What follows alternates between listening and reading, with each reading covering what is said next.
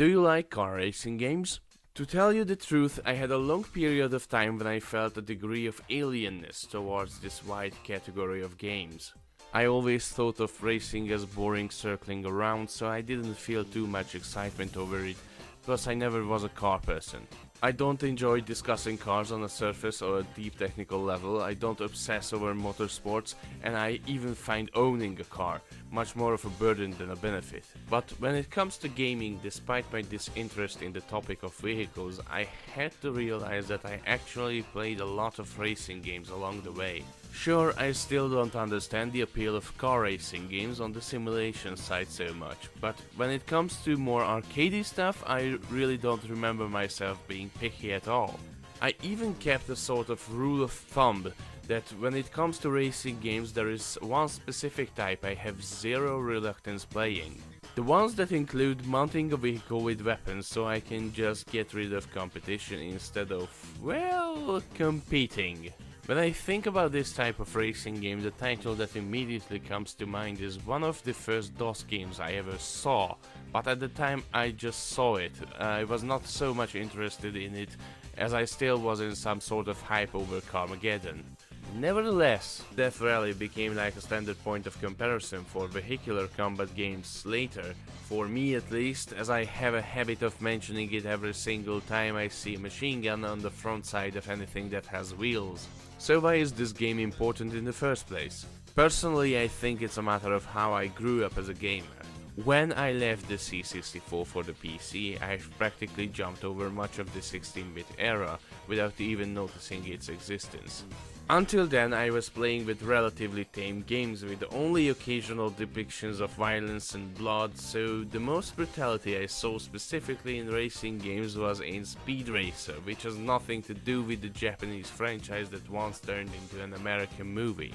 That 1983 game, which enabled the casual splattering of pedestrians, was the edgiest thing I ever played. My only reason to play it though was its edginess, because honestly I didn't care about the intricacies of its score system or whatever the actual objective in it was. Now that I think about it, it wasn't even technically a racing game as the title suggested. Anyways, only much later did I realize that I lived my life in a sort of self-deprivation, so I guess when all those new and comically brutal PC games suddenly filled the gap I never knew of, it left an unusually deep impact in my psyche. It's not like I didn't play games similar to the one I'm talking about here, but this one, mainly because of its style and theme, stuck with me as a notable part of my transition into a PC gamer. Death Rally was the first game developed by Remedy, also known for the first Max Payne game, and if you ask why is one of the pilots in the game Duke Nukem, it's because the game was published by Apogee in 1996 before it became 3D Realms in the same year. The game features a multiplayer option, but I'm a single-player chauvinist, hence I don't care too much about that feature of any game, so let's just jump to the single-player career mode. Upon starting a new game, the player gets to choose their avatar and the color of their new default race car, which looks like a Volkswagen Type 1 or Beetle. That's when the player also gets a starting balance of $495, and the objective is to climb the ranking table up to the very top, where they get to be challenged by the adversary in a one-on-one race. Crawling up from the bottom is not an easy accomplishment, partly because the process contains managerial elements that could be rightfully criticized as grinding forced into the game. The races are all very challenging and require quite a talent in split-second decision making, while they make the player learn to take turns in the most optimal way possible. The opponents are always very agile and will constantly and unabashedly try to push the player out of their way and deal as much damage as they can. This gives the feeling that all the pilots are really desperate to finish the race in one of the leading positions, since anything from crossing the finish line in the first to the third position is awarded with money. Quite an incentive to win races if you ask me. However, if the player is not careful enough, the income could be easily sunk into making repairs, and in the end nothing remains for upgrades. Speaking of upgrades, they are merely the more obvious way the player can invest into the success of future races. But beyond just increasing the effectiveness of engines, tires and armor, one can resort to, in a more insidious manner, rigging the upcoming race in their own favor. Basically, one can cheat in 4 ways that don't exclude each other. One could equip mines, which is probably the most effective way of damaging and taking out opponents, but it's also a double-edged sword, as the mine layer is not immune to their own mines. The player has to be very careful using them, preferably when another car is tailing them very closely, because as I said before, they are quite agile little buggers and they can easily avoid them if they can anticipate them and are not pushed by anyone. Putting on a spiky front bumper is another nasty tactic, using which a well-directed bump into another car can deal greater than usual damage. I learned not to use it, however, because it also usually required me to remain behind an enemy and the collision slowed me down in speed-based competition. Makes no sense to me. Rigging our car with rocket fuel increases the effectiveness of our default speed boost, although using it could be counterproductive on tracks that are full of hairpin curves. It's the most peaceful way to cheat, and like the first two, it can be used by our rivals too, unlike the sabotage option, which seems to be the privilege of a non-CPU player and is also the most dickish way to tamper with a race.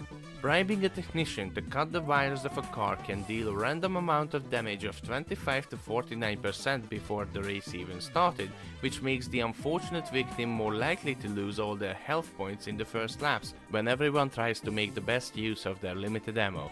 Unfortunately, this cheat cannot be used against the adversary, and one needs to utilize every remaining dirty trick in their sleeve to defeat him.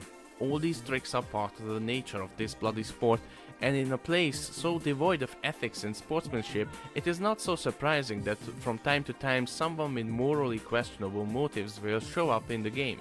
Some of them come to ask for favors in turn for extra money, some would bet on the results of the race, or see one of our rivals destroyed, or just turn the race into a smuggling run. The services of a shady loan shark is even available in times of financial crisis, of course to be repaid with an indecent amount of interest. One has to be cautious with these people, because if one can't give them what they want, they will deliver punishment by taking away money or upgrades. Amusingly enough though, the most evil among these characters is the one who doesn't pose any threat to the player and instead appears only to hand out rewards when they manage to be the only survivor on the track while everyone else died in flames. So, in summary, this is how the game is played. Win race, make money, buy upgrades, rig next race, start again. Grindy, repetitive, but it's for a good cause.